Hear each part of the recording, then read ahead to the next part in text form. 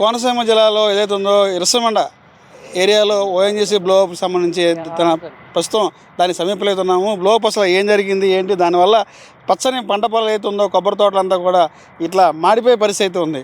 అసలు దీనికి సంబంధించి ఈ బ్లోఅప్ ఎఫెక్ట్ వల్ల ఈ పంట పొలాలు ఏ విధంగా నష్టపోతాయి అనేది ఈ యొక్క కొబ్బరి తోట రైతు మనతో పడుతున్నారు. ఏంటి సార్, ఏంటి పరిస్థితి ఈ బ్లోఅప్ వల్ల?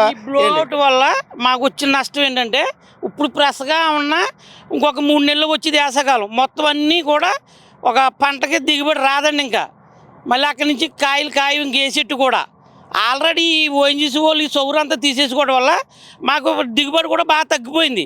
వీళ్ళ దెబ్బతోటి మేము నోటికాడికి వచ్చిన పంటలు లాగేసుకుంటున్నారు, పాడైపోతున్నాయి.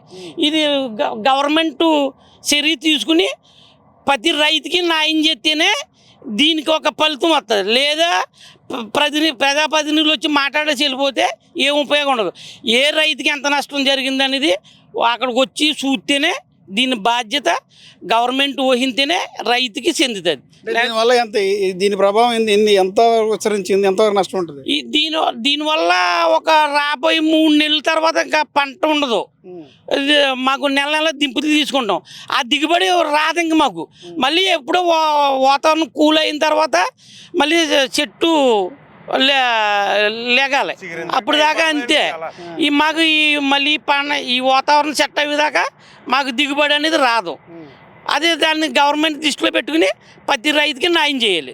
మా ద్వారా ఏం న్యాయం చేయాలని కోరుకుంటారు మీరు? ఏదైనా మాకు జరిగిన నష్టాన్ని డైరెక్ట్గా గవర్నమెంటే డీల్ చేయాలి. అలా డీల్ చేస్తేనే పని అవుతుందండి.